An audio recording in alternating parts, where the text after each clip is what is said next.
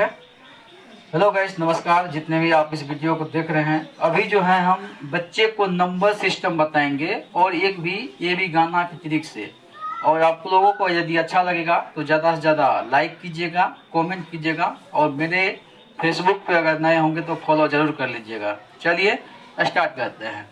देखिए, number system है और प्राकृत संख्या, पूर्ण, पूर्णांक, सम, विषम, अभाज्य, भाज्य, परिमेय और अपरिमेय वास्तविक। चलिए थोड़ा कोशिश करते हैं। गिनती की संख्या को प्राकृत कहते हैं। गिनती की संख्या को प्राकृत कहते हैं। यदि उसमें शून्य हो जाए शामिल, यदि उसमें हो जाए शून्य शामिल, उसे पूर्ण कहते हैं। गिनती की संख्या को प्राकृत कहते हैं। गिनती की संख्या को प्राकृत कहते हैं। यदि उसमें शून्य हो जाए शामिल तो उसे पूर्ण कहते हैं। जिसमें माइनस और हो प्लस उसे पूर्णांक कहते हैं।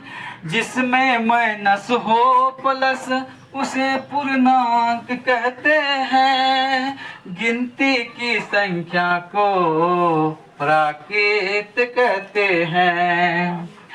जिसमें 2 से भाग लगे उसे सम कहते हैं। जिसमें 2 से भाग लगे उसे सम कहते हैं।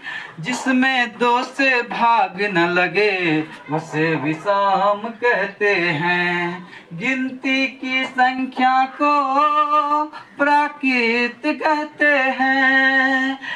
जिसका हो जाए 2 परिवार उसे अभाज्य कहते हैं। जिसका हो 2 परिवार उसे अभाज्य कहते हैं। गिनती की संख्या को प्राकृत कहते हैं। जिसका 2 से हो अधिक परिवार उसे भाज्य कहते हैं। जिसको पी बाय क्यू के रूप में लिखा जाए उसे परिमेय कहते हैं। गिनती की संख्या को प्राकृत कहते हैं। जिसको पी बटे क्यू के रूप में नहीं लिखा जाए उसे अपरिमेय कहते हैं। जिसका 2 हो दोनों संख्या का हो परिवार उसे वास्तविक संख्या कहते हैं। जिसका परिमेय और अपरिमेय का समूह का हो परिवार उसे वास्तविक कहते हैं।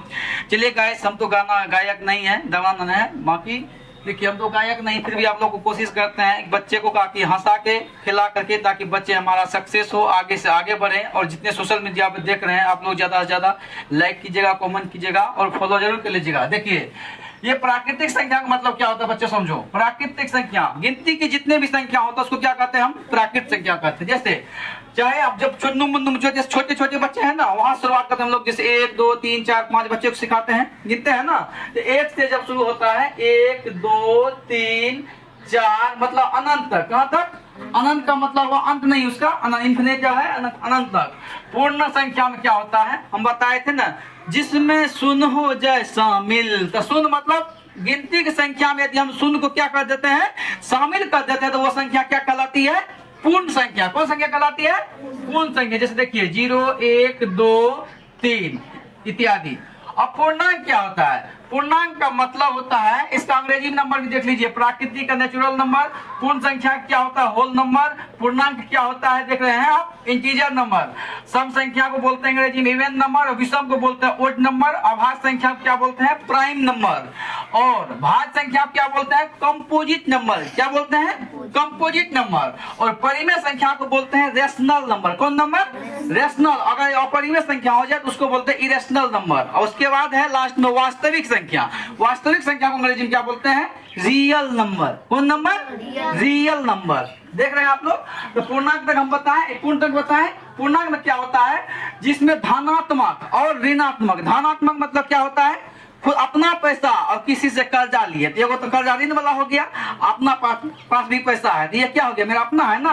धनात्मक मतलब ऐसा उदाहरण क्या होता है देख लीजिए। जैसे मान लीजिए -4 हो गया, -3 हो गया, -2 हो गया, -1 हो गया। ये देख रहे हैं, ये ऋणात्मक है।